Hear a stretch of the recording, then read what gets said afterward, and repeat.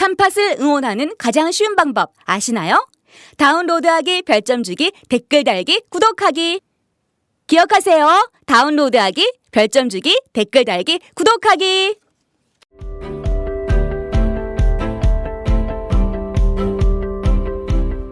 안녕하십니까 시민 여러분. 참여연대 팟캐스트 참팟을 애청해주시는 애청자 여러분. 참여연대 팟캐스트가 나날이 발전하고 있는 가운데 참팟이 2016년 새해를 맞이해서 신년 특집으로 조희연 서울시 교육감님, 조국 서울대 법대 교수님, 또 심상정 정의당 대표님, 박원순 서울시장님 등 한국 사회에서 변화를 주도하면서 많은 시민들의 희망을 안겨주고 계신 분들을 모셔서 도대체 우리 사회가 나아갈 방향은 무엇이며 우리 사회의 변화의 핵심은 무엇인지 이렇게 쭉 아주 뜻깊고 의미 있는 자리를 만들어갈 생각입니다. 그래서 오늘은 여러분도 좋아하시는 잘하시는 서울시 교육청의 조희연 교육감님이 직접 오셨습니다. 그래서 조희연 교육감 인사하시기 전에 먼저 우리 고정 패널이시죠. 사랑과 평화의 로스쿨 건국대 한상희 교수님 오셨습니다. 반갑습니다. 새해 복 많이 받으십시오. 예, 카일 폴라니가 한국에 나타났다. 카일 폴라니의 현대적 현신.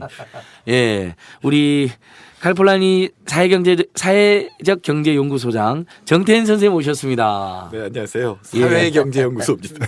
아, 사회적 경제연구소가 아니었나요? 아, 맞습니다. 선생님 사회적 폴란이 아니세요? 아, 우리 조희연 교육감님 바로 끼어드셨습니다. 예.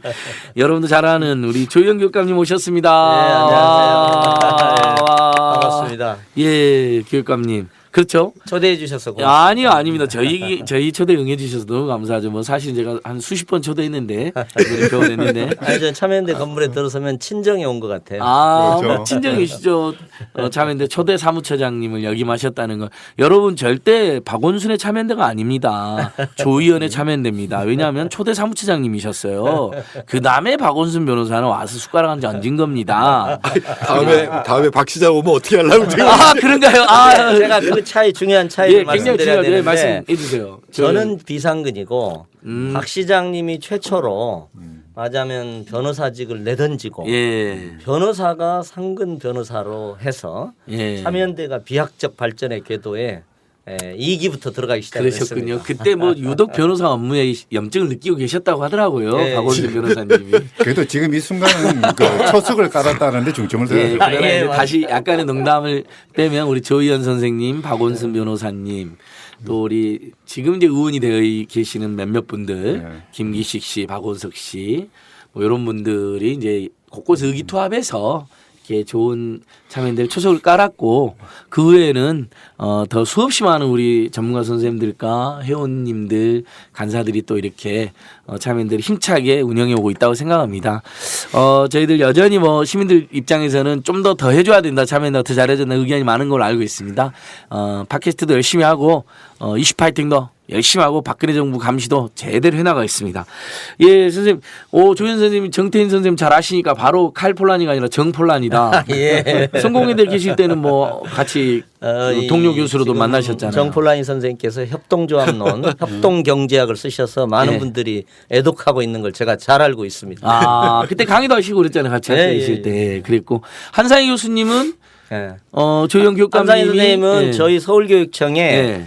그 학생 인권 조례에 초석을 놓으신 분입니다. 그러니까요. 1기 학생인권위원장이셨습니다. 와. 지금도 위원이시고요. 예. 예, 우리 이 위원장님 보시기에 요즘 서울시 교육청이 학생들 인권을 잘 보장하고 있나요? 우리 그 학생인권 조례가 어떻게 보면은 우리나라에서 주민들의 힘에 의해서 만들어진 최초의 법률이거든요. 아주 뜻깊은 그런 조례인데요. 그게 이제 우리 그 조영 교육감님 체제에 들어와서 그러니까 탄탄대로라고 그럴까? 이제 뭔가 이 교육 현장의 학생 인권이 제자리 잡을 수 있는 그런 기본적인 틀이 마련되고 있고 또 상당히 의미 있는 활동도 하고 있다고 알고 있습니다. 예. 기대가 큽니다. 근데 아직도 막 머리를 막 강제 자르는 학교들도 있고 그러던데 그런 건 그 인권 조례가 있어도 그 알게 인권이라는 모르게 게 하루아침에 이루어지는 건 그런 거죠. 아니거든요. 예. 알겠습니다. 오늘 뭐 그것도 천천히. 조 선생님 지금 조영 교육감님 된 게 2014년 6월인데 네. 이제 한 1년 7개월 그렇습니다. 1년 7개월. 처음에 몇 달은 굉장히 이 성공회대 교수요, 저명한 시민운동가요, 민교협 네. 당시 의장. 바로 상임 대표시고 그래서 이렇게 존재가 이전한다는 게 그렇습니다. 선생님을 뭐 교육감 후보로 누가 많은 사람들이 추천하니까 예. 격렬하게 저항한 것은 그 일화 유명하거든요. 예, 사실. 그냥 저항 정도가 아니라 예. 나를 죽여라 이놈들아 격렬하게 저항한 것으로. 예. 근데 어쩔 수 없이 이제 하셨어요. 하시니까 열심히 하던데 예. 어떻습니까? 지금 그냥 아니 그러니까 예. 제가 이제 정말 말씀하신 대로 시민운동가라고 할까 뭐 연구자 교수에서 교육 행정가로 변신하는 게 예. 상당히 어려운 것 같아요. 이게 완전히 자아를 재구성해야 되는 존재를 재구성해야 되는 예. 것이어가지고 말씀하신 대로 제가 이제 기억이 나는데 이제 네 번째 박 시장님 오실 텐데 박 시장님이 2010년에 보궐선거로 됐잖아요. 그때 제가 중앙일보 인터뷰를 크게 했던 기억이 나요. 그때 뭐냐면 제가 이 박 시장이 시민운동가에서 행정가가 됐는데 내가 계속 열심히 감시하겠다. 예. 시민운동가로 그렇게 인터뷰를 했던 게 있거든요. 그래서 저는 시민운동가로서 계속 살아가는 시민운동 학자로 이렇게 살아가려는 결심이 꽤 강해서 예. 사실은 이제 조금 제가 시민운동 하는 맥락하고는 조금 달리 제가 이제 교수운동, 교육운동 쪽을 좀 한 거거든요. 예. 민주화를 위한 전국 교수협의회라고. 근데 그게 다 저 광노인 교육감이나 김상곤 교육감이 다 민교협 의장 출신이에요. 예. 그래서 이제 일종의 차출된 셈입니다. 어. 그래서 이제 처음에는 뭐 제가 이게 적성도 잘 안 맞고 그래서 말 그대로 정말 격렬히 저항을 했는데 제가 진짜 에피소드인데 제가 하도 그래가지고 아이 저 한번 해보겠다 이랬습니다. 그래가지고 한 4-5명 팀을 꾸렸어요. 가지고 4-5명하고 같이 털레털레 한 2-3일 다녔어요. 근데 이게 도저히 제가 할 일이 아니더라고요. 가지고 제가 진짜 중단을 했어요. 아 처음에 이렇게 팀을 이제 짰다가. 범들을 좀 내보다가 네, 다시 가지고 한 2-3일 다녔습니다. 털레털레 예, 몇 예. 사람이랑 같이. 그러다가 도저히 이게 적성이 안 맞는다 해가지고 그만뒀다가 또 이제 난리가 나가지고 나중에 다시 또 뭐 그렇게 됐습니다. 근데 이제 지금 1년 한 7개월 되니까 또 뭐 그냥 적응해서 또 살아갑니다. 네. 열심히 하겠다고. 예, 시작을 예. 시작을 무슨 다른 행정부터 시작했으면 조금 나았을 텐데 이게 선거부터 시작했잖아요. 그렇습니다. 선거가 제일 어려워요. 예. 실제로 해보면 그것도 바로 느닷없이 시작한 거죠. 느닷없이. 의외로 이 길거리에서 보면 아는 사람이 없어요.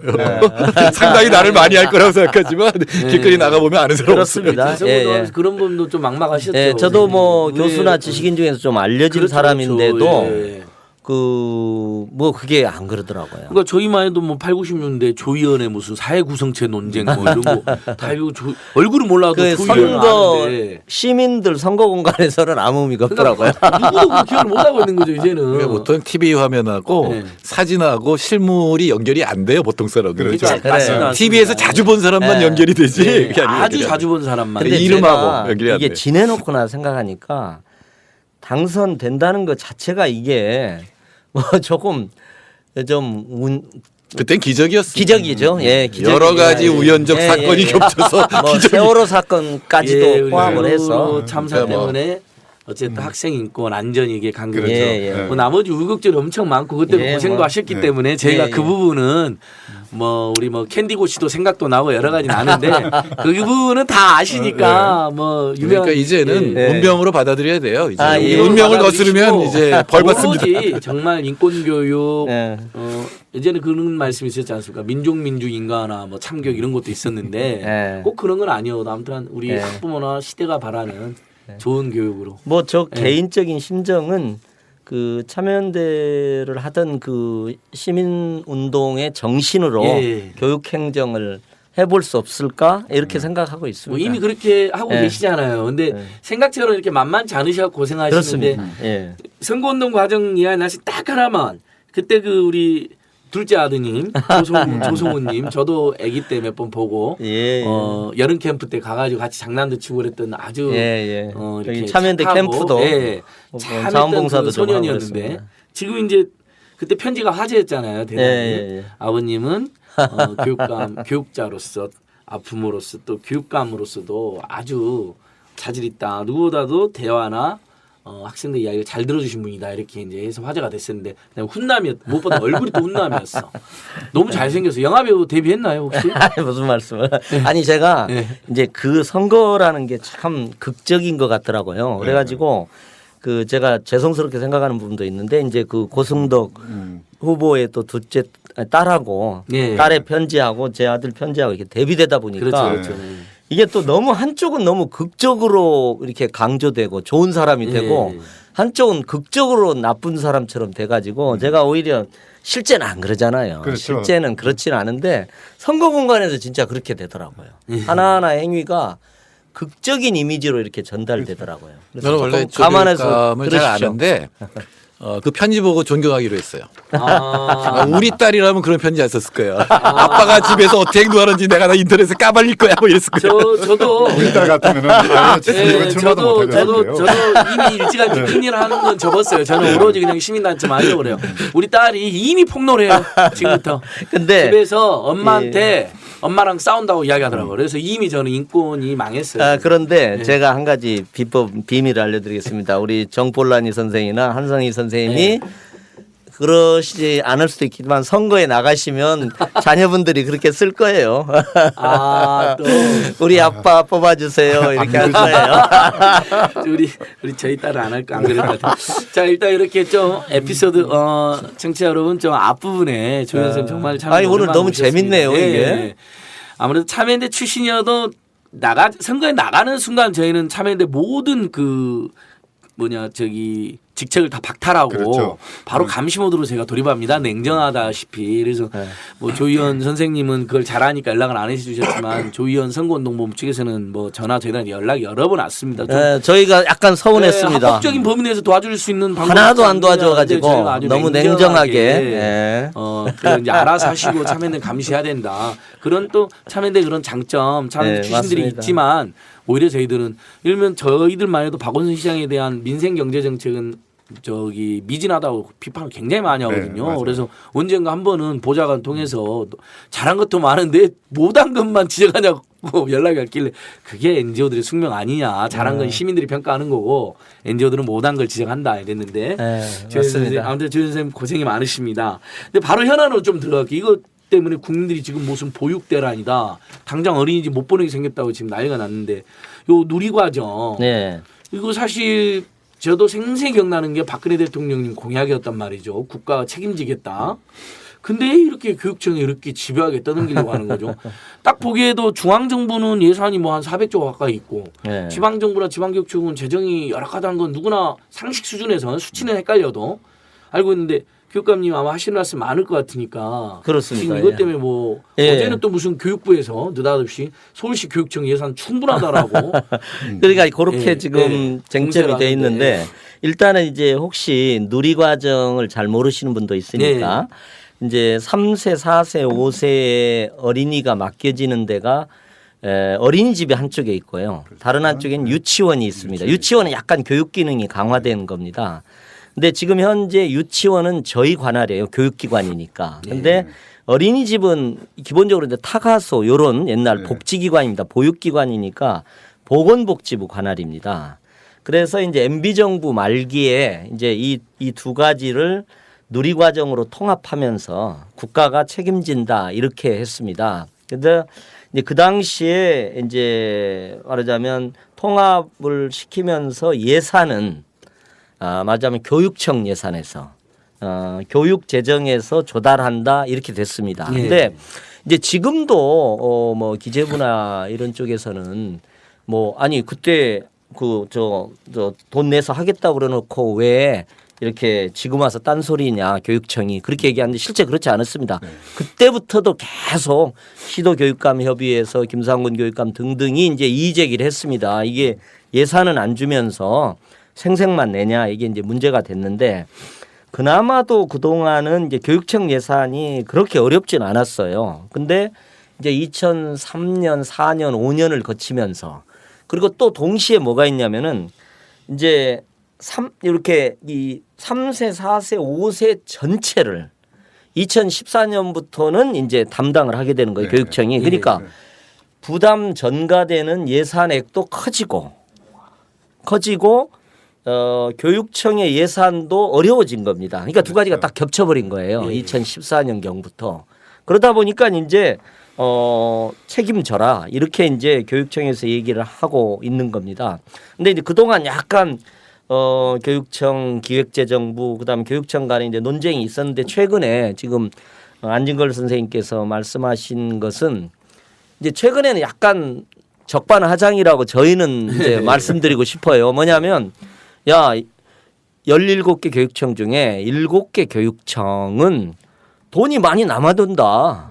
이런 거예요. 돈이 여유분이 많으니까 좀 허리띠 종알 돌라매고 해라 이렇게 되는 거예요. 근데 여유분이 많다는 것 자체가 이게 교육부의 자의적 판단입니다. 그렇죠. 그리고 이제 얘기는 뭐 이런 거예요. 저희 예산은 이렇게 돼 있어요. 교육부에서 중앙정부에서 교부금으로 이렇게 내려줍니다. 이게 한 70% 돼요. 그다음에 박원순 시장 쪽에서 서울시 쪽에서 시도에서 넘겨주는 예산이 이제 지방세 전입금이 있습니다. 한 20%쯤 돼요. 나머지 자체 수익이 조금 있는 정도입니다. 그러니까 시에서 넘어올 예산이 많다 이렇게 되는 거예요. 근데 그것은 나중에 많아 봐야 하는 거예요. 그다음에 이제 시하고 이렇게 예산이 오고 가는 문제가 그렇게 간단한 문제는 아닙니다. 그다음에 이제 우리가 예산이 뭐 이런 거죠. 신설학교 설립하지 마라. 줄여라. 이런 거예요.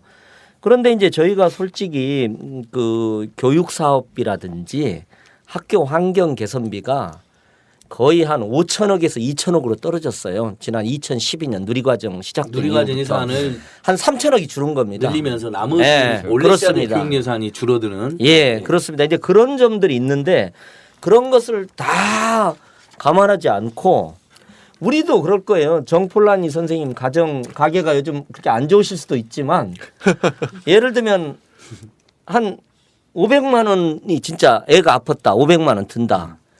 그러면 사돈의 팔촌, 장롱속, 쌈짓돈 다 해가지고 아이 치료비를 조달할 수는 있습니다. 근데 그것은 정말 가정이 그 다음 단계에 파탄 나는 상황이잖아요. 그렇죠. 그러니까 네. 그런 것은 고려하지 않고 약간은 적반하장격이다 이렇게 되는데 그러니까 그런 해결 방안을 좀 찾으면 하루에 좋겠어요. 두 끼 먹고 사는 정도 같으면 예산이 남는다는 이야기 아니에요. 예, 뭐 그런 네. 의미로도 한 끼만 먹고 나머지 한 끼로 국가가 해야 될 일을 니네들이 해라. 그렇죠. 근데 이 박근혜 대통령 공약도 그랬고 실제로 그 대선 공약집에 보면 117번 항목에 0에서 5세 보육 및 유아 교육은 국가의 책임제도 아니에요. 예. 완전 책임제 실현이 되어 있거든요. 네. 그럼 누가 보기엔 이건 국가가 예산을 내겠다는 거. 예를 들면 지금 대학교의 반값 등록금은 뭐 거짓말이 하지만 어쨌든 국가 장학금은 3.6조를 중앙정부가 100% 내잖아요. 예. 이렇게 이해했거든요. 저만 해도 그렇게 이해했어요. 아니 예. 이해하고 말고 그 말의 뜻이 그거잖아요. 예, 그러니까 완전 책임제. 그렇습니다. 근데 예. 지금 이게 올해 누리 과정 예산이 총 이게 한 2.2조 2조 1천억쯤 전체 예, 17개 예. 교육청 전체가. 그걸 내라는. 예, 예, 예. 근데 지금 그러면 서울시 교육청에서는 최근에 근데 이제 예. 작년에는 네. 국회에서 예. 예산 심의를 할 때 그 누리과정 특히 누리과정 중에 이제 어린이집이 한 2조 1천억쯤 됩니다. 그다음에 유치원이 또 한 2조 돼요. 그러니까 총 한 4조쯤 됩니다. 근데 이제 가장 문제가 되는 게 이제 어린이집입니다. 어린이집이 더구나 보건복지부 관할이고 저희 관할도 아닌 면이 좀 있거든요. 그래서 작년 국회 심의 과정에서는 2조 중에서 1조 5천억을 조달해 줬습니다. 5천억은 국고보조금 즉 현금으로 주고 1조는 이제 지방채. 이제 이것도 문제는 문제지만 어쨌든 1조 5천억을 지방채와 현금으로 조달을 해줬는데 올해는 국회 심의 과정에서 3천억만 해준 겁니다. 예. 그러다 보니까 이제 2조 1천억에서 3천억을 빼면 한 1조 8천억이 비는 거예요. 예. 그러니까 이제 기재부에서는 1조 8천억을 교육청이 부담하라. 쌈짓돈까지 다 내서 심지어는 뭐 학교 신설비도 좀 하고 이렇게 해가지고 모든 전략을 해서 하라 이렇게 돼 있는 겁니다. 근데 이제 경기도 같은 경우에는 실제 그 예산 대비 부채 비율이 50%가 넘고 있어요. 그러니까 작년에 1조도 통으로 1조입니다. 예. 그러다 보니까 지금 잘못하면 이 부채 고부채 지자체로 전락할 수도 있어요 교육청이. 예. 그다음에 이걸 저는 이게 매년 이게 이렇게 반복되잖아요. 예. 그러니까 뭔가 항구적이고 제도적인 해결책이 필요하다. 이렇게 저희는 생각하고 있습니다. 그런데 그렇게 예. 부채를 지다가 교육청이 파산하면 어떻게 돼요? 그럴 수도 있습니다. 뭐 네. 국가야 파산은 안 하는데 네, 물론 네. 사실은 이게 예산이라는 게 결국 세금이잖아요. 그러니까 중앙 정부에서 들어오는 이제 세금이 있고 지방세가 있는 건데 처음에 예산을 잘 짜면 되는 거거든요. 근데 우리 기획재정부가 지금 이제 최종적으로 그걸 다 결정을 하는데 물론 국회가 심의하지만 근데 매년 1%씩 경제 성장률이 틀렸어요, 애들이. 예. 그러니까 예산을 짤 때 성장률이 1% 높다고 짜면 세수가 그만큼 줄어드는 거예요. 그게 보통 뭐 15조 정도 되는 거거든요. 그러니까 원래대로 경제 성장률 예측만 잘했어도 이런 일은 벌어지지 않고 제가 진짜 주장하고 싶은 거는 작년에 담배값 올렸잖아요. 그래서 더 걷어진 세금이 5조예요. 그렇습니다. 그중에 반만 애들 이 교육으로 쓰면 되는 거 아니에요? 내가 진짜 담배 피는 사람들 모아가지고 데모할 거예요. 야, 우리가 더 낸 세금 애들한테 줘라 이렇게. 그러니까 그건 너무 좋네요. 저도 그러니까. 그 부분을 주장을 해보려고 예. 하고 있습니다. 그러니까 담배세 분이라도 네. 사실상 서민 중산층 증세한 건데 그럼 그거라도 이렇게 복지에 쓰면 되는 거예요. 원래 담배세하고 주세는 교육세가 굉장히 많이 포함되어 있어요. 포함되어 있습니다. 우리가 죄악을 저지른 사람이니까 애들을 위해 쓴다는 거거든요. 그러니까 맞아요. 실제로 이렇게 교육세 써야 돼요. 그래야 되겠네요. 우리가 담배를 안 피다가도 필 테니까 제발 누리과정 누리과정 국가 책임을 해달라. 네. 근데 일단은 그 1조 8천억이라는 예산을 갑자기 지방 교육청에 늘려라. 네. 작년에 비해서 이건 네. 너무 폭력적이에요. 네, 쉽지 왜냐하면 않죠. 이거 숫자 장난입니다. 예. 왜냐하면 중앙정부가 이제 부채가 늘어나고 이러면 자기들 원래 공약하고 어긋나잖아요. 예. 그래서 또 이제 비판을 받으니까 이걸 지방에다 돌려가지고 지방 부채로 만들어 버리는 예. 거거든요. 그러니까 공약은 자기가 해놓고 생색은 자기가 다 가져가고 실제로 부담은 지방교육청에 넘기고 그다음에 부채가 자기가 늘어나서 책임을 져야 되는데 네. 지방교육청 부채는 나중에 분명히 또 공격할 거 아니에요. 조 의원 재임 시절 충격 부채 3조 증가 조 의원은 뭐 했나 뭐 이렇게 공격할 거거든요. 분명히 또 이놈들이. 그러니까 생색내기가 아니고 책임 전가용이죠. 그러니까 생색내기에 책임져. 그러니까 요것이 근데 어떻게 근데 이제 일단 부모님들 입장에서는 또 이런 여론이 있습니다. 솔직히 정부가 책임쟁이에 맞긴 한데 어쨌든 빨리 타협해서 예. 교육대로는 안 일어나게 해야 되는 거 아니야. 뭐 이러해서 예. 일부 지자체에서는 뭐 타협하자는 의견도 있는 것 같은데 지금 이제 조금 곤혹스러우시겠지만, 상황이 예. 조금 이제 복잡해져 있는 것은 예. 이제 원래는 이제 유치원부는 이제 예를 들면 서울교육청 같은 경우는 편성을 했습니다. 예. 예, 한 2,500억쯤 되는데 편성을 했는데 이제 서울시 의회 예산심의 과정에서 그걸 이제 유보 예산으로 예비비로 이렇게 묶어버렸어요. 근데 이제 왜 그러냐면 이게 3세, 4세, 5세 아이들은 유치원을 가거나 어린이집을 가는데 어린이집은 계속 날리니까 보육료 파동이 날 거는 같으니까 이제 부모님들이 유치원으로 몰리는 거예요. 그러다 보니까 어린이집 쪽에서는 차라리 안 주려면 둘 다 주지 말아라. 요렇게 이제 서울시 의회 의원들한테 이렇게 항변 요구를 한 점이 좀 있어요. 그러다 보니까 지금 유치원까지 지금 안 주게 되어 있는 상황입니다. 그래서 이제 저 서울시 의회 의원님들도 여러 가지 고민을 하고 있고 저희는 또 저희대로 제의 요구도 했습니다. 유치원은 풀어주고 어린이집 문제에 대해서는 중앙정부가 좀 적극 나서서 해결해달라. 이렇게 지금 주장을 하고 있는 상황입니다. 그럼 1조 8천억이니까 이 중에서 우리 서울시 교육청에서는 작년보다 더 늘리는 금액이 어느 정도 되는 건가요? 아니 그러니까 이제 우리는 이렇게 돼 있습니다. 예. 그러니까 유치원이 한 2,500억 주고요. 예. 그다음에 어린이집이 좀 많습니다. 3,800억입니다. 3,800억. 그러니까 2조 1천억 중에 그러니까요. 서울이 비중이 좀 있죠. 경기도가 더 크고요. 예. 경기도가 한 4,500억 뭐 이렇게 오. 됩니다. 두 군데만 합해도 50%가 그럼 이제 넘어요. 아주 쉽게 서울 말하면 경기만. 지금 당장 서울시 교육청이 그 빠듯한 살림에 예. 써야 될 돈도 많은데 3조 8천억을 늘려야 되는 거네요. 그렇죠. 이제 어디서 3,800억을 만들어내야 어딘가에서 만들어내야 되는데 솔직히 뭐 한 2, 3개월 만들어낼 수도 있습니다. 그러니까 해야 될 거 안 해버리면 되는 거잖아요. 네, 그렇죠. 근데 그리고- 문제는 예. 그게 올해 그냥 넘어갔다고 쳐봐요. 그럼 작년에도 난리였잖아요. 그럼 올해도 날리고 내년에도 날리고 그래서 좀 항구적인 해결법이 필요한데 이제 시도 교육감들이 주장은 이렇게 하고 있습니다. 주로 저희들이 아까 잠깐 말씀드렸습니다만은 이제 교육부 중앙정부에서 교부금을 내려보내 주는데 교부금이 20.27%에 약 20%입니다.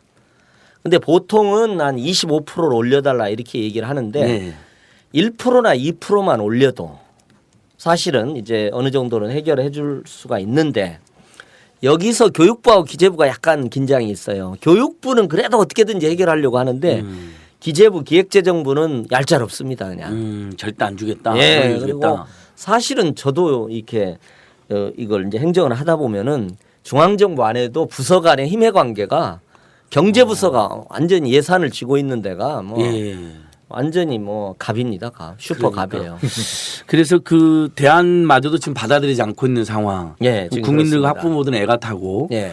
저희 참여연대 사회복지원은 여러 그 어린이 뭐 복지 교육 단체들이 지금 계속 예. 중앙 정부가 책임이 맞다 예. 이렇게 하고 있는데 뭐 이 어쨌든 점에서는 이제 어린이집 이제 작년에도 저는 서울의 경우는 어린이집 대표분들 원장님이나 이렇게 해가지고 걱정 마십시오. 어떤 형태로든지 해결해 드립니다. 유치원 원장님한테도 이제 그렇게 저희가 말씀을 드려요. 왜냐하면은 당연히 이건 복지의 중요한 축이잖아요. 그러니까 이것은 해결되고 궁극적으로는 해결이 되는데 이제 정부가 교육청 예산을 떠넘기니까 저희가 열심히 좀 싸워서 예. 어린이집은 이제 보통 아이 행복 카드로 결제를 해요. 근데 저희가 뭐 생각할 때는 한 2월까지는 그래도 약간의 여유가 있고 유치원도 1월 말 정도까지는 약간의 여유가 더 있으니까 저희한테 좀 힘을 실어줘서 중앙정부가 어쨌든 이 문제를 저희한테 좀 떠넘기지 않고 예. 왜냐하면 저희가 예산이 더 오면요.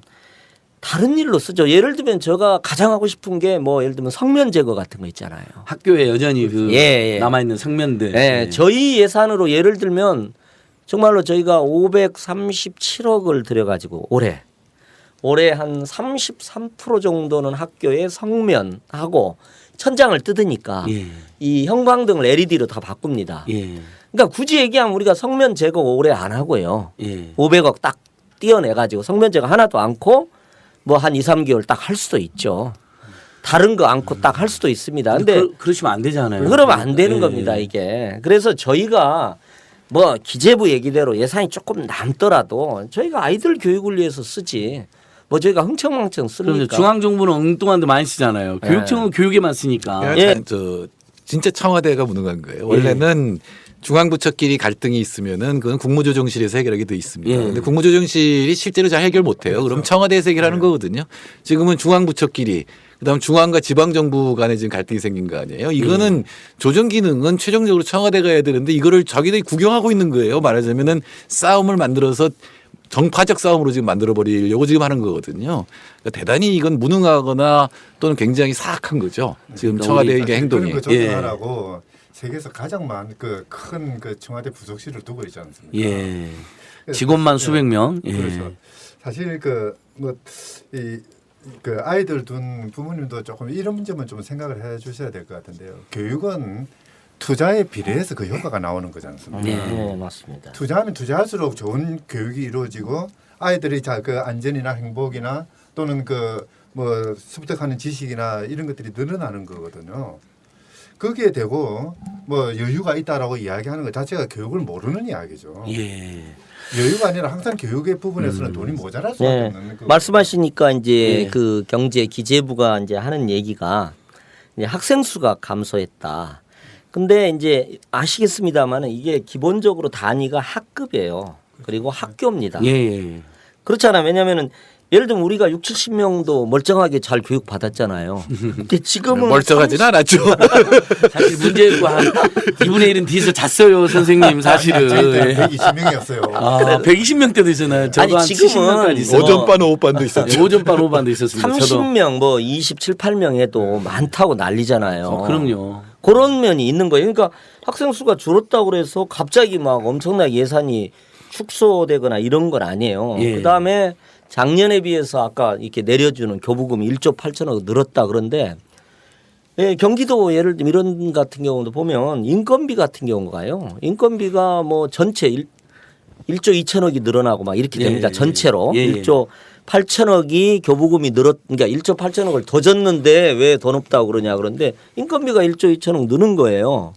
예. 그렇게 되고 우리도 제가 참 잘 못 해드려서 언제나 마음이 무거운데 비정규직이요. 제가 관할하고 있는 비정규직만 22,000명이 있습니다. 그러니까 서울 전역의 학교 비정규직 22,000명. 교육 공무직이라고 하는데 22,000명이 있습니다. 회계직, 급식직, 관리직 이런 분들. 뭐 이런 사실 분들이 이분들 정규직으로 있습니다. 전환해서 급여 올려드리고 싶어도 지금 예산이 여러 가지 깔리는 거 어려움이 아니에요? 있거든요. 그 기간제 교사도 있지. 이제 그런 여러 가지가 문제가 있는데 그걸 다 고려하지 않고 이제 충분히 여유가 있다 이렇게 주장을 하니까 이제 계속 평행선을 달리는 아니, 거죠. 교육 예산은 너무너무 부족합니다. 사실 그건 뭐 우리가 이제 학생 수도 1인당 뭐 20명 이하로 줄이자는 게 OECD 공고기도 하잖아요. 그러려면 교사 더 뽑으셔야 되잖아요. 근데 돈이 없으니까 못 뽑는 거 아니에요? 선생님 아직도 서울시가 예. 25명 이상이 될 거예요. 그럼요. 아직도 예, 많아요. 물론입니다. 저희 혁신초등학교 우리 동네도 혁신초등학교라고 하는데도 중학교 한 30명쯤 아직도 20명이 넘어요 학생이. 그러면 사실은 혁신초등학교 장점 다 못 살린다고 교사들도 그러시더라고요. 선생님하고 학생하고 서로 눈을 맞추면서 수업을 할 수 있어야 되는데. 그렇죠. 자 이쯤에서 우리 정폴라니 선생님이 뭐 유럽도 많이 다녀오시고 그랬으니까 이런 뭐 좀 좋은 나라들 뭐 꼭 복지국가를 떠나서 좀 괜찮은 나라들 보면 교육이나 보육은 뭐 거의 국가가 책임지지 않나요, 선생님? 네. 그리고 실제로 네. 지금 투자를 해서 가장 장기적으로 투자 수익률이 높은 게 교육하고 건강이에요. 교육과 건강. 예, 근데 지금 우리나라에 지금 토건 예산을 10% 늘렸거든요. 금년에 이 경제 성장률이 떨어질 것 같으니까. 예. 그런 토건 예산 우리나라 지금 다녀보면은 도로는 뭐 정말 잘 뚫려 있어요. 예. 뭐 지방 도로가 고속도로 같아요. 너무 잘 뚫려 있는 바람에 예, 그런데도 경제 성장 성장률 때문에 예. 그쪽으로 돌린 것만 조금만 돌려도 사실은 교육 예산은 해결되고 이 부분은 사실 지금 마치 지금 논쟁은 어떻게 되어 있냐면 초중고 예산을 먼저 이제 애기들을 위해 써라라는 것처럼 조삼모사가 돼 있는데 도로에 쓸 돈을 교육에다 넣으면 아무 문제 없어요. 그것도 얼마 국가 전체 예산을 보면 사실 2조 5천억 정도는 얼마 돈도 아닙니다. 예, 사실은. 그러니까 지금 당장 지금 쟁점 또 1조 8천억이니까 오늘 그 한겨레 신문 보니까요, 교육감님. 예. 그 구리시에서 세종시 고속도로 뚫는 데만 해도 7조가 들어간다는 거예요. 근데 거기 중부고속도 잘 뚫려 있거든요. 그렇죠. 전문가들이 다 이건 미친 짓이다. 차라리 도로를 뚫려면 서해안 고속도로가 막히니까 그쪽을 뚫어야 되는데 7조를 그러니까 그런 7조를 그냥 교육에 쓰면 되는 거잖아요. 교육청에 줘서 그렇죠. 과밀학급 해소하고 성면 다 제거하고 네. 발암물질이라는데 되게 이야기하다 보니까 열받네요. 네. 자, 이런 상황. 그래서 근데 이제 요거까지 여쭤봐야 될 것 같아요. 그래도 중앙정부 100% 일단 내라고 저희들 또 요구는 하고 있지만 네. 일정 시점에서는 이렇게 불가피하게 부모님들 혼란이 커지니까 네. 타협이 이루어질 수도 있다고 우리 그 지자체들하고 나누는 그 0세에서 2세 과정도 지자체들이 저번에 한번 그렇죠. 뭉쳐서 싸워서 중앙정부가 10%씩인가 더 내고 뭐 이렇게 이제 예. 마무리된 거죠. 전망이 어때요? 아니 교육감님? 그러니까 예. 이제 시도 교육감님들도 예. 뭐 항구적이고 제도적인 해결책이 나오면 그러니까 뭐 예를 들면 교부금 비율을 뭐 예. 하다못해서 1%라도 하거나 이렇게만 되면 뭐 법안 고치고 뭐 등등 시간이 걸리니까 올해 예산은 어떻게든지 이렇게 예. 할 수도 있지만 이번에는 좀 항구적인 해결을 위해서 왜냐하면 이번에 뭐 해가지고 2, 3개월 하고 기간 넘긴다고 그래도 또 반복이 될 거예요 연말에. 그래서 어쨌든 이번에 조금 근원적으로 해결하자 항구적으로 예. 그런 각도에서 하고 시도교육감 입장에서 얼마든지 허리띠를 졸라맬 예. 그런 의사도 저희가 갖고 있습니다. 그러니까 이번에 그러니까 내년도에도 이런 혼란만 안 생기게 보장해 준다면 네, 제도적 오히려 항구적 올해는 우리가 해결책만 심지어 희생하겠다. 제출한다면 어떻게 얼마든지 해결하겠다. 서로 얘기할 수 있겠다 이렇게 돼. 이게 예. 그게 이제 어떻게 보면 교부금을 저희가 보통 한 5% 주장하지만 뭐 한 1% 정도라도 예. 예를 들면 이럴 수만 있다면 서로 간에 좀 어떤 돌파구를 하지 않을 만들 것 같아요. 근데 이제 무조건 교육청 예산 남아도니까. 예. 근데 그것도 사실이 아닌데 사실이 아니죠. 이렇게 하니까 이제 평행선을 그리는 거죠. 정폴란이 소장님 말씀처럼 네, 뭐 네, 소장님. 술과 담배에서 지금 2개를 증세한 거거든요. 네. 그 증가분의 반을 우리 교육 예산으로 담배 돌리면 모든 문제 해결됩니다. 차지하는 교육세 비중을 늘리자. 저는 이것도 굉장히 중요한 제안이라고 여러 생각합니다. 가지 지금 대안이 나온 거네요. 그렇죠? 예, 예, 예. 그리고 이제 그러면 저는 원동에 다니면서 담배 피라고 권하고 아, 이제 그래도 그건 안 권하지 좋죠. 아니 정폴 선생님 오늘 굉장히 중요한 말씀하셨는데 이런 첨예한 갈등이 생기면 네. 피해는 국민이 보고 교육이 보는 거니까 청와대가 나서서 조정을 해줘야 되는 거잖아요. 네. 사실 이렇게 막히고 예. 뜨거라고 정치가 이거 나한테가 있는 거죠. 국무조정실하고 청와대 왜 있는지 잘 모르겠어요. 뭐 하는 거예요? 요즘 뭐 우리 교육감님 앞에 두고 너무 세게 말은 안 하겠지만 우리 교육감님은 온건하신 분이기 때문에 도대체 청와대가 있는 건지 없는 건지 대통령님은 뭐 하시는지 정말 좀 열받습니다. 요 정도 하고 조희연 선생님 이게 지금 어차피 조희연 교육감님이 바라지 않은 상황이 발생한 거니까 현안에서 여쭤본 거고 그러나 우리가 이 서울 지역의 학부모들 또는 학생들 입장에서는 조희연만의 새로운 교육 정책이 벌어지고 있다. 이제 혁신학교가 늘어나는 것은 그전 교육감님도 하셨으니까 이른바 이 일반고 예. 사실은 일반고 전성시대 지금 예. 가장 특징적인 정책이시잖아요. 그렇습니다. 아니 저도 요즘 이렇게 물어보면 사람들 모인 데 가보면 일반고 예전에 다 우리 일반고 나왔잖아요. 오히려 비평준이 소수였고 다 평준화하는 게 대세였고 다 그렇게 가자는데 요즘에 서울 지역에서는 일반고가 대학 못 가는 학교라는 거예요. 막 동네 아주머니 다 그래요. 저한테 막. 예. 철 모르는 사람이라고 제가 막 일반고 옹호했더니 그러니까 일반고가 이상하게 돼버렸다는 거예요. 대학을 못 간다는 식으로 이야기해요. 다. 그래서 교육감님이 지금 그 말도 안 된다. 예. 일반고가 대다수인데 어쩌다 이렇게 됐냐. 예. 요건 지금 잘 어떻게 예, 바로 추진하고 그게 있습니까? 예. 제가 이제 추진하는 정책의 가장 핵심입니다. 그러니까 사실 핵심이어서, 저희가 예. 일반고 전성 시대 일반고 살리기 정책을 예. 저희가 하고 저희가 예산이 어려운데도 어쨌든 다양한 교육 프로그램을 하도록 학교에 저희가 1억씩 내려보냅니다. 그러니까 예.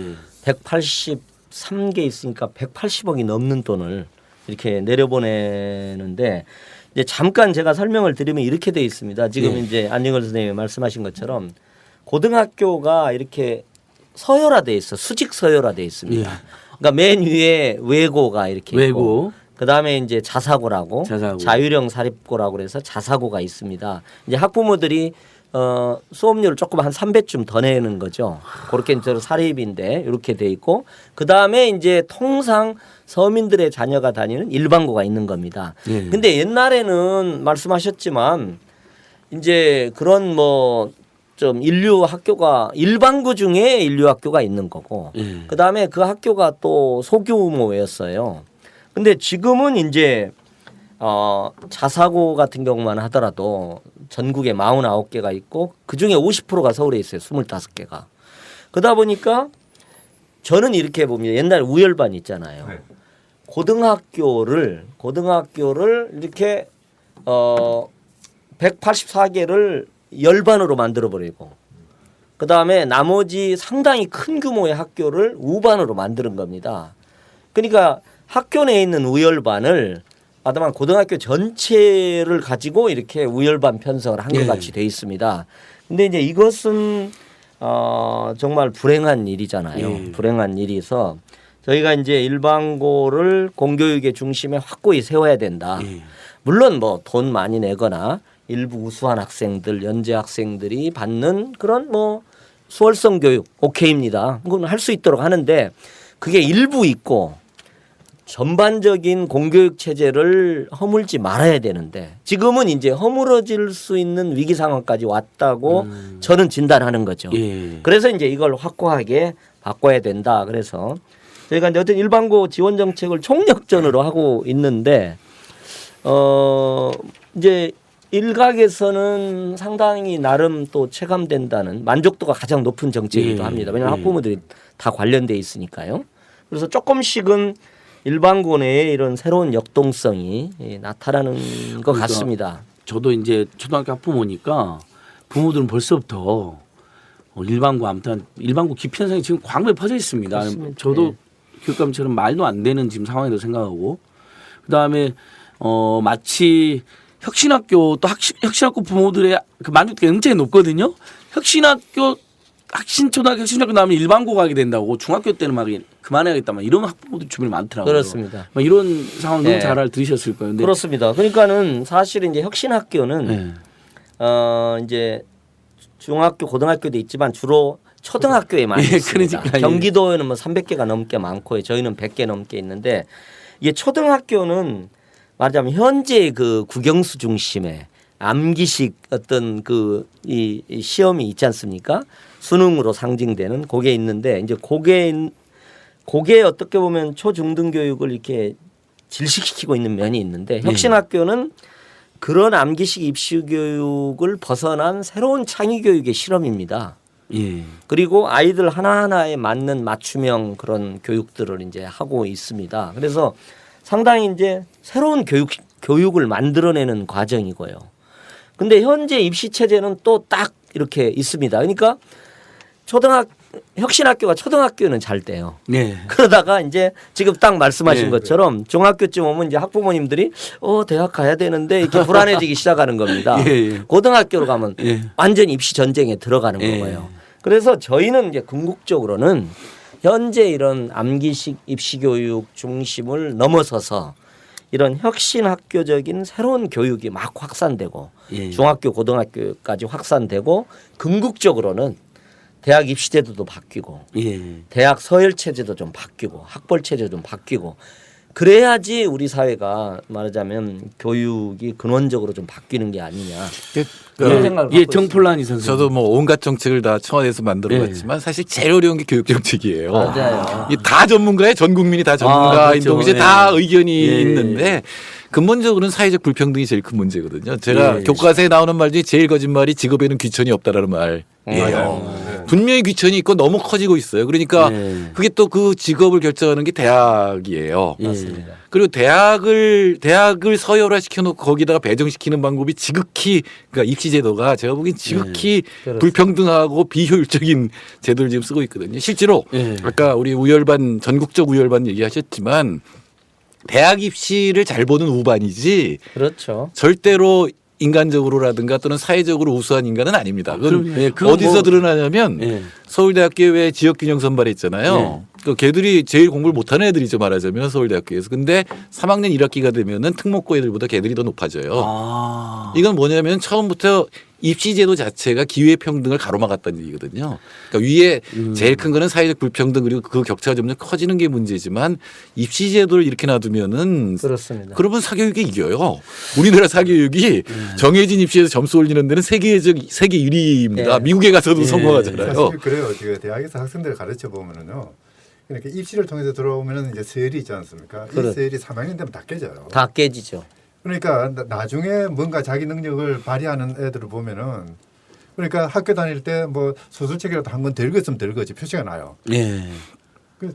지금 그 교육 체제가 어떻게 보면 너무 잘못된 그러니까 일단은 예. 여러 예, 가지 교육감님. 이제 노력이 좀 필요한데 이제 뭐 저 나름대로는 어쨌든 지금 교육 불평등이나 이런 걸 완화하기 위한 노력들을 하는데 이제 첫 번째는 현재의 그 공교육 내에서 국영수 중심의 입시 교육과는 다른 교육 실험들이 이렇게 자꾸 일어나야 될 것 같아요. 예. 어렵기는 합니다. 왜냐하면 입시 전쟁이 바로 옆에 있으니까요. 그런데 예를 들면 이제 혁신학교도 한 실험이고 저희가 하나 흥미로운 게 오디세이 학교라고 여기 참여연대에서 가까운 정독도서관에서 학생들이 고등학교 1학년 학생들을 올해 한 90명쯤 뽑습니다. 뽑아서 기존에 말하자면 그런 교육 과정하고는 전혀 다른 학생들의 정말 꿈과 끼와 잠재력과 재능들을 충분히 개발하는 그런 이제 저희가 오디세이 학교라는 이름의 고교 자유학년제라고 합니다. 이게 여기 정폴라인 선생님 이제 북유럽에 가면 정팔레 소장님. 저기 그 북유럽 같은 경우는 전환학년제라든가 네. 이런 게 갭 이어라고 이런 게 있습니다. 그러니까 뭐냐면 학생들이 정말로 자기의 재능이라든가 이런 걸 탐색하기 위해서 1년 동안 이렇게 전환 약간 자유학년 같은 걸 가져요. 예, 이제 뭐 네덜란드나 이런 데 같은 데는 이제 농촌에 가서 이렇게 체험도 해보고 이런 겁니다. 그래서 예. 저희가 1년 동안 그런 걸 공교육 과정에서 하는 오디세이 학교 실험을 하고 있고요. 예. 예, 그런 다양한 실험들을 공교육 내부에서 하고 그다음에 이제 정 선생님이 말씀하신 대로 대학 학벌 체제나 대학 입시 제도 이걸 조금은 혁파하는 실험을 해야 될 것 같아요. 그래서 예.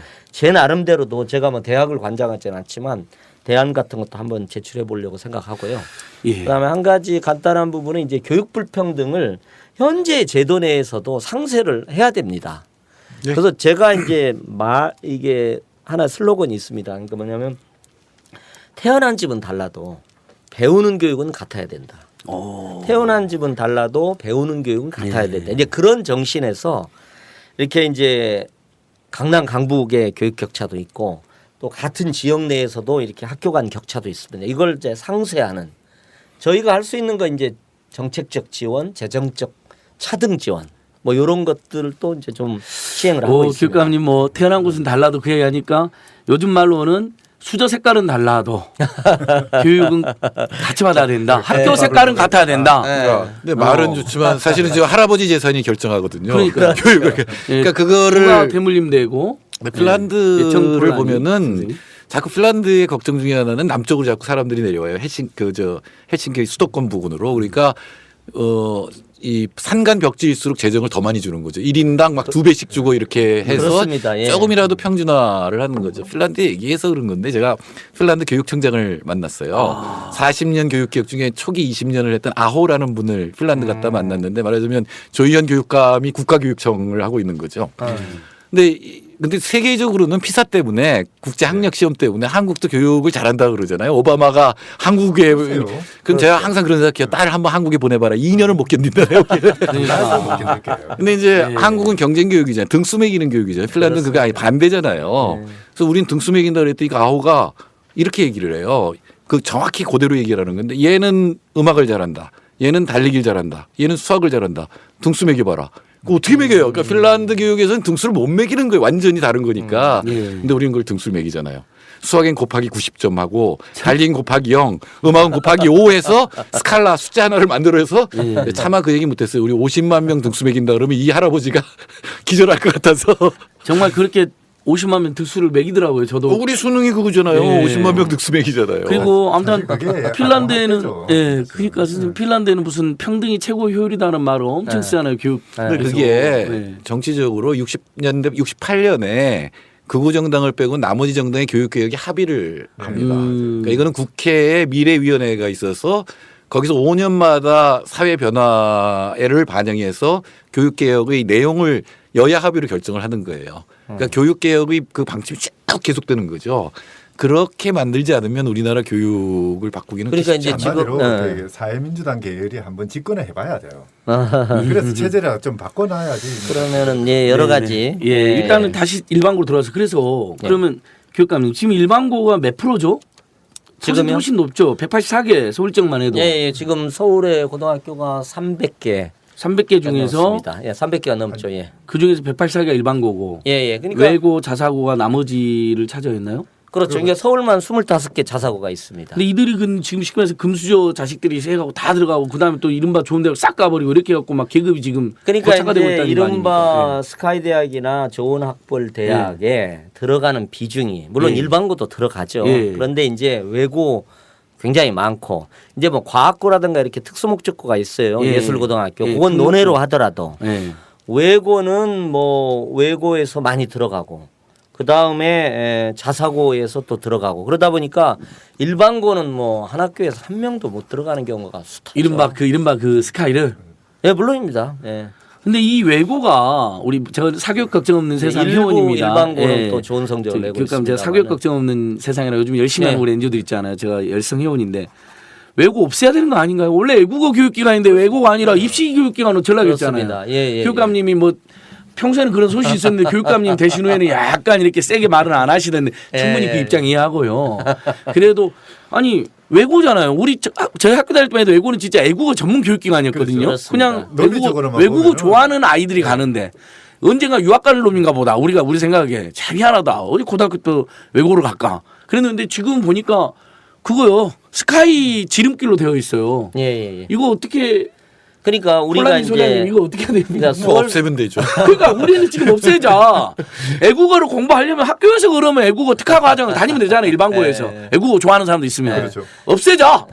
제가 이제 사실은 이제 작년에 뭐 자사고 뭐 없앤다 뭐 이렇게 해가지고 난리치고 막 곤욕을 그랬었지 치르셨죠. 않습니까? 알죠. 하고 제가 뭐 재판까지 가는 일련의 과정도 그런 거하고 다 연관이 이제 돼 있는데 이제 제가 그 자사고 그 과정 정책 그 관련된 이제 파동을 이렇게 겪으면서는 크게 보면 우리가 새로운 교육 체제에 대한 대안적인 모델을 좀 만들어서 좀 수년간 이렇게 준비를 쭉 해야 될 것 같아요. 그래가지고 중앙정부 교육정책 전반을 한꺼번에 바꾸는 그 법 제도를 같이 가야지.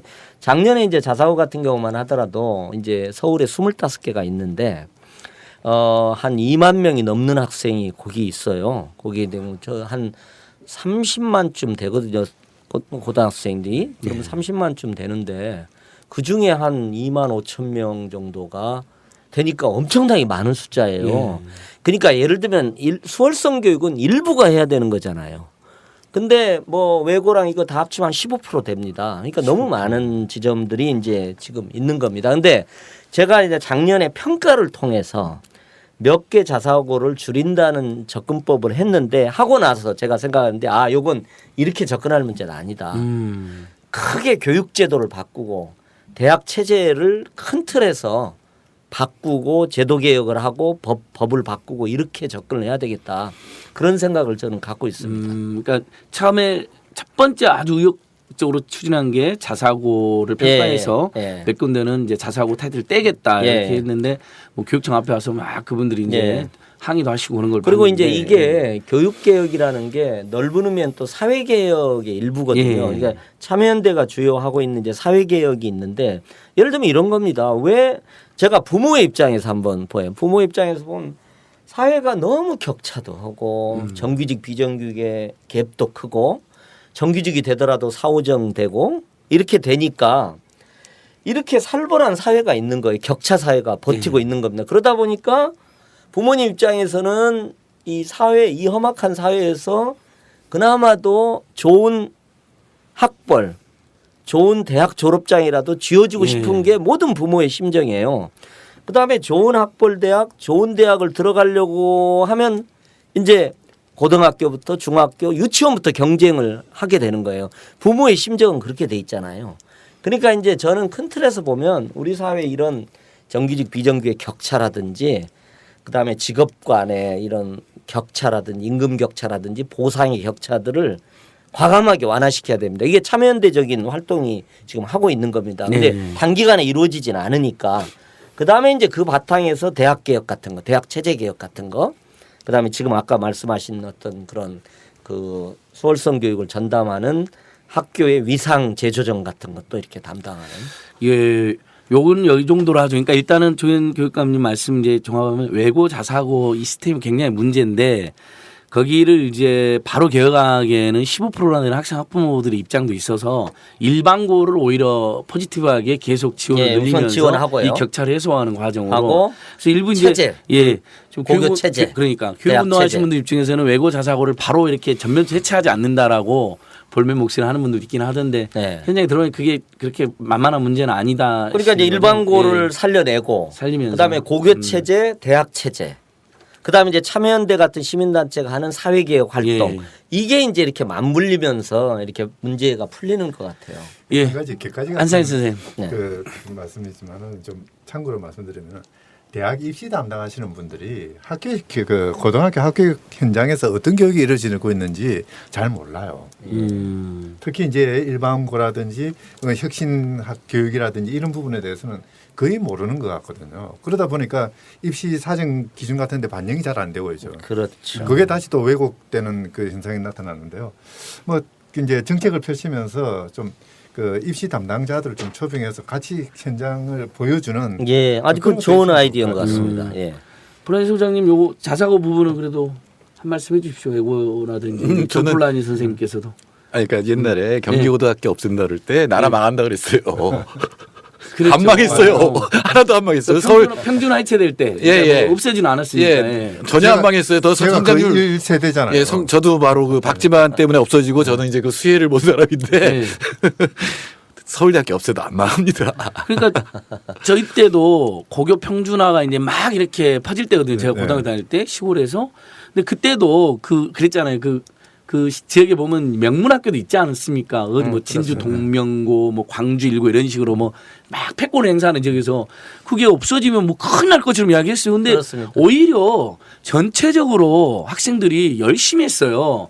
이게 패권자가 없어지니까 우리도 어디라도 뺑뺑이니까 오히려 속편하고 공정하고 그렇습니다. 열심히 하면 우리도 이른바 이제 당시에도 스카이 갈 수 있다 이런 되니까 오히려 더 분위기가 좋았다고 저도 아니, 기억나거든요. 제 고등학교 동기들만 네. 해도 그 이제 추첨해가지고 결과 발표하고 나니까 뭐 D 고등학교 이렇게 됐어요. 땅을 치고 통곡을 했대요. 몇 명이. 예. 근데 다 잘 먹고 잘 살아요. 그러니까 맞죠. 그 당시 이제 예. 비평진 시절에 평가가 낮은 아주 학교 낮은 배정됐던 분들. 학교였거든요. 그러니까 지금 예. 말씀하신 게 꼭 교육에만 관련된 측면이 있지만 우리 사회 전체로 보면 말하자면 교육이 희망이었어요. 예. 모두가 교육을 통해서 뭐 좋은 직장도 가고 엘리트도 되고 이렇게 될 수 있다는 희망이 모두에게 있었단 말이에요. 근데 이제 그게 지금은 절망으로 바뀌고 있거든요. 예. 근데 문제는 그 절망으로 바뀌고 있는 게 중요한 것보다도 더 중요한 건 뭐냐면 우리 사회의 역동성이 없어지는 거예요. 그러니까 예를 들면 우리가 60, 70년대 정말 세계가 부러워하는 산업화를 달성했잖아요. 그걸 뭐 일부에서는 뭐 박정희 대통령이 그런 리더십 탓으로 돌리지만 다른 한편에서 보면 모든 사람들이 내가 잘 될 수 있다는 거예요. 예. 그러니까 젖먹던 힘까지 내 가지고 열심히 일을 하는 겁니다. 열심히 공부하고 이 교육의 역동성, 그 다음에 어쨌든 경제 활동의 역동성, 이게 우리 사회를 이렇게 발전시킨 거잖아요.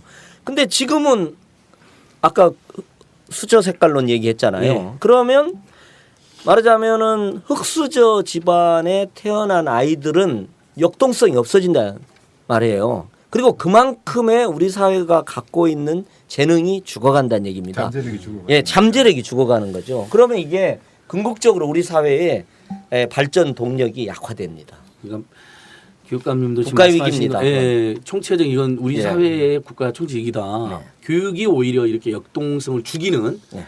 그러니까 저도 그런 말도 들었거든요. 중학생 때 일반고로 정해진 아이들은 표정이 창백하게 다닌다는 거예요.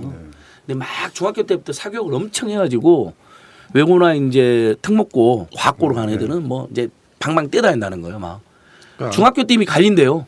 그렇습니다. 어. 60년대 70년대는 굉장히 평등한 나라였어요. 우리 네. 세계에서 가장 평등한 나라니까 출발선이 같았죠. 그래서 교육이 사회 이동의 통로였는데 예, 그렇습니다. 지금은 출발선이 너무 다르니까 네. 오히려 사회 이동을 가로막는 벽이 교육이 그렇습니다. 됐으니까 네, 네. 사실은 사회 불평등하고 교육 불평등을 한꺼번에 고쳐 나가는데 합의를 해야 되거든요. 근데 지금 우리나라 너무 이게 불평등이 심해져서 상위 10%가 모든 걸 가지는 사회가 됐잖아요. 그러면 90%는 못 간다는 얘기예요. 그럼 그렇습니다. 90%가 평등을 원하면 되거든요. 네. 그리고 아까 수월성 얘기를 하는데 교육 용어인데 저는 천재가 우리 그 개천에서 용난다는 얘기 있었잖아요. 곳곳에 천재가 묻혀 있는데 아예 기회를 안 주면 이 수많은 천재들이 묻혀버리는 거잖아요. 그렇습니다. 그 사회가 더 망하는 거 아니에요? 예, 손해잖아요. 우리 사회가 손해. 상위 10% 또는 예. 1%한테만 기회를 주면 물론 거기에도 천재가 있겠지만 진짜 10분의 1만 활용하는 거죠. 그렇습니다. 예. 90%에 들어있는 10분의 1은 그냥 사장될 수가 있거든요. 기회를 안 주니까. 예. 그렇습니다. 그러니까 적어도 우리 학부모들이 모두 우리 모두에게 똑같은 기회는 주자 일단. 이런 정도를 합의하고 그 정도의 개혁 수준은 해나갈 수 있지 않을까. 네, 아까 그 60년대 70년대 우리는 그 평등했다라고 이야기하셨는데요. 너무 평등해가지고 어떤 의미에서는 학생들의 재질을 판단할 수 있는 기준이 딱 하나뿐이었죠. 시험 성적. 예. 모두에게 그것만 적용해가지고 성적만 좋으면은 이제 그 위로 올라갈 수 있는 틀을 마련해 줬다는데요. 이제는 그것은 좀 깨야 될 것 같아요. 그럼요. 예. 평등이 획일화로 가지 않도록 좀 노력해야 될 필요가 있을 것 같습니다. 회기라가 바로 일제고사거든요. 그렇죠. 온통 다 봐가지고 그 사실 점수 수능도 매기는 그렇죠, 뭐. 해서 네. 등수 매기는 건 예. 말도 안 되는 얘기죠. 그러니까 우리 지원 교육감님 아마 무거운 책임감 느끼실 것 같아요. 이게 대학 서열화가 고교 서열화로 심지어 중학교 서열화로 그렇습니다. 거기에 사교육제가 다 붙어갖고 지금 해먹고 유치원 서열화도 예 그러면서 심지어는 초등학교까지 이게 점점 내려가고 있다잖아요. 그러면서 10% 5% 정도만 계속 이렇게 라인으로 타고 올라가는. 그래서 아까 말씀해 주신 것처럼 태어난 곳은 달라도 네. 학교에서 배움은 같아야 된다. 배우는. 수저 색깔은 달라도 학교 색깔은 같아야 된다. 아, 예. 오늘 이렇게 요 정도 정리하고 교육감님 그리고 좀 더 기회를 드릴게요. 네. 워낙 우리 지금 언론 환경이 수구적이고 편파적이어서 서울시 교육청이 잘하는 거 꽤 있을 텐데 제가 듣기로는 뭐 지금 생활임금도 도입한다고 들었고 예. 오늘은 저희들도 약간 편파적으로 할게요. 기회를 좀 드리려고 그다음에 공정한 겁니다. 예, 서울시 교육 그러니까 아니 그래봤자 공정하지도 않으면 95%가 수구가 막 서울시 교육청 욕하는데 5%가 진실 이야기만 공정한 것도 아니잖아요, 그렇죠?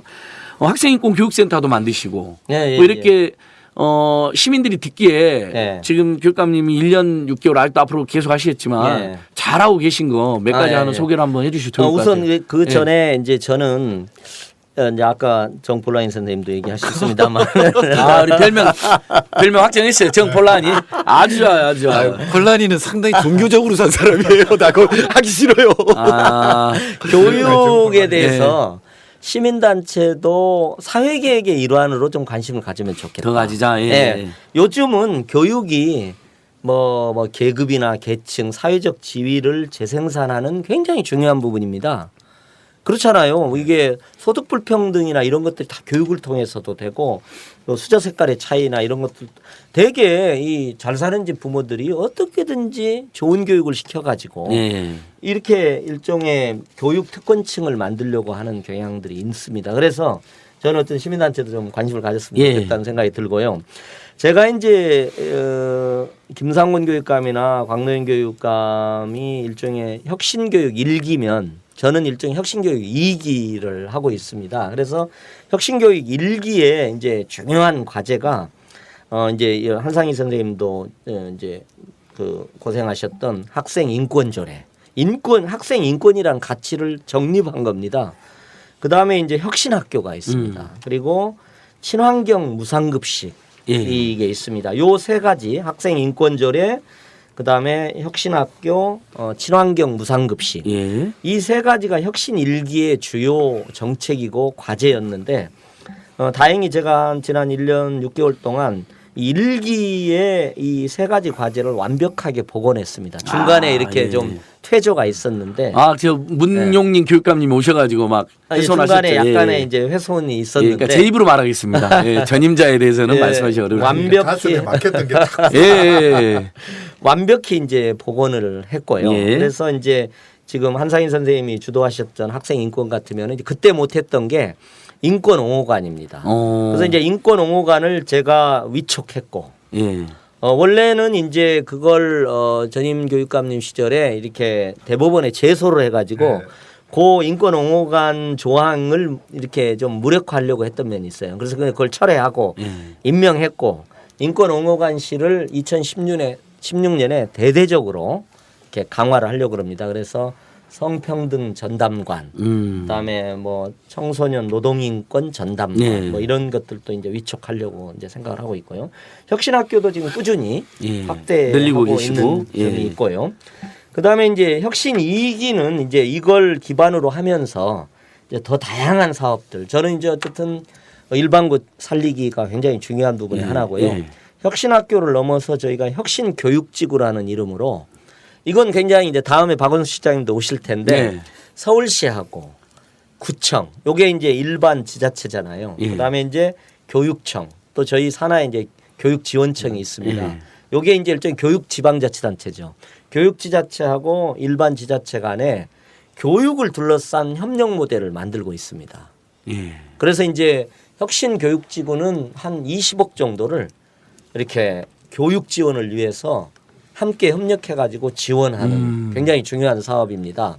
근데 이게 저는 좀 자랑스러운 부분인데 이제 예를 들면 경남 같은 경우는 이게 도지사, 시도지사하고 교육감이 사사건건 싸우잖아요. 예, 아이고 우리 홍준표 거의 마비 상태로 홍준표 가는데 선생님 너무 하시는 것 같아요. 그렇게 되죠. 예. 그리고 이제 경기도는 입장은 다르지만 이렇게 부분 갈등, 부분 협력합니다. 연정 모델이라고 예. 할 수 있고 박 시장님과 저는 완벽한 협력 모델입니다. 전면 아. 협력 모델. 앙상블, 하모니, 조희연과 박원순. 너무 편들어주면 안 되는데. 아니요. 내가 위험해요. 예. 그런데 이거밖에 못해 이런 소리 들을 걸로 하죠. 그러니까 역시 또 플라이 소장님. 네, 그럴 수 있습니다.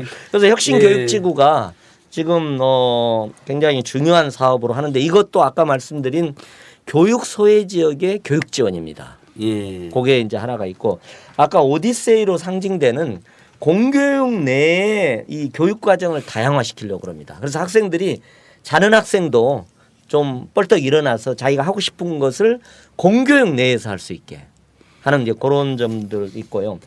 이제 제가 참여연대 출신이니까 이제 가장 중요한 게 이제 뭐 청렴, 오케이. 촌지 문제 예. 같은 부분은 작년에는 조금 막 과하다고 할 정도로 그러니까 막 선생님들을 잠재적인 범죄자로 보냐 김영란법 할 때 그 일부 언론이 비판하는 것과 유사한 비판도 있었을 조희연법 정도로 조희연법. 저희가 뭐 10만 원만 넘으면 파면한다 막 이렇게 해가지고 그러니까 저희 참여연대 회원도 학부모가 많을 텐데 학교 선생님 만나러 갈 때 이게 뭐 빵이라도 안 사갖고 가면 좀 쭈삣쭈삣하거든요. 미안한 것 같고. 예.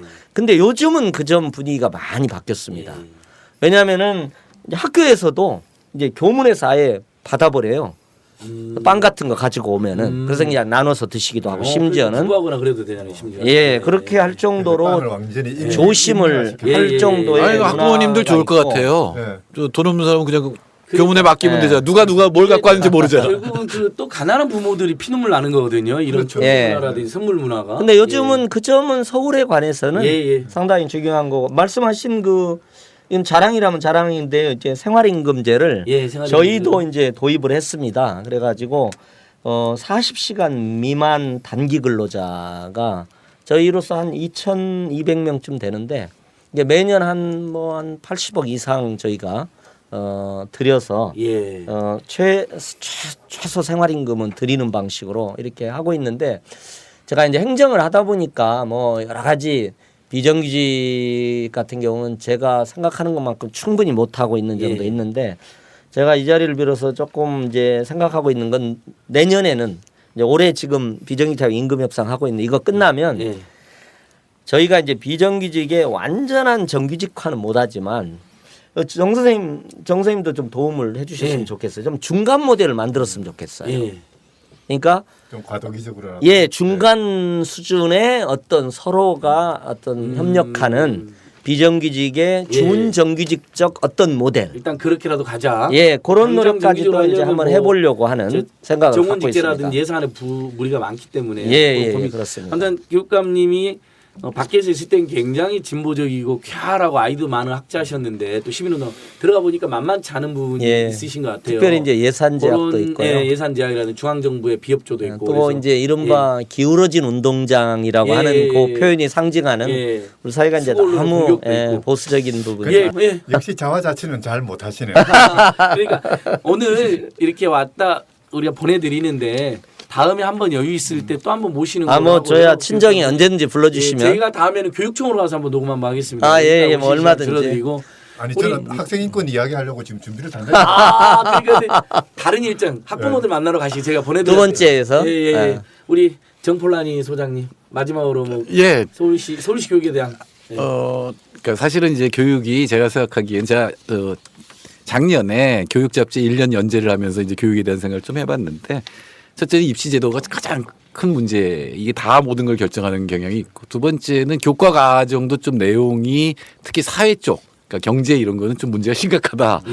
그리고 세 번째는 학교 생활 이런 것들이 좀 더 연대와 평등의 가치가 그런 것들에 스며드는 것들 쪽으로 좀 갔으면 좋겠다. 우리 오늘 얘기도 다 입시와 연관된 것들이 많았는데 그렇습니다. 사실 아이들 생활이라든가 또는 교과 과정, 교과 내용 자체도 좀 이제 검토를 해야 되지 않을까 이런 생각이 듭니다. 예, 그러니까 워낙 이슈가 많아서 한상 쌤도 짧게 뭐 저는 조금 그 인권 구체적인 얘기하시죠. 이야기로요.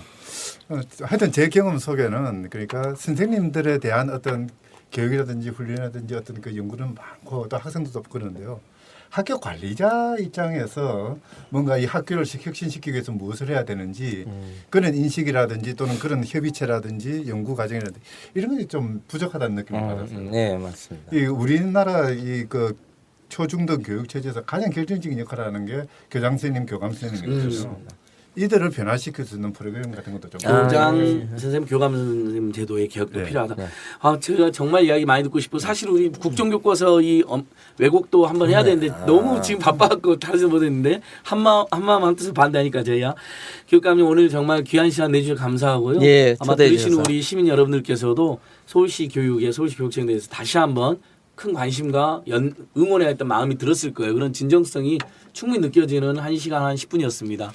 귀한 시간 내주셔서 감사하고 오늘 고맙습니다. 이렇게 마무리하도록 하겠습니다. 예. 다들 고맙습니다. 고맙습니다. 감사합니다.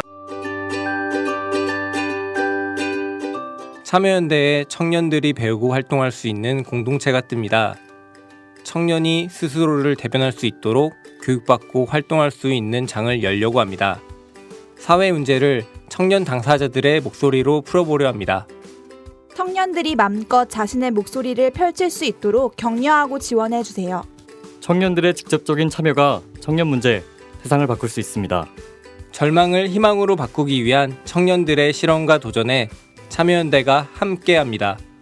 청년의 삶을 바꾸기 위해 나서는 청년참여연대의 회원이 되어주세요.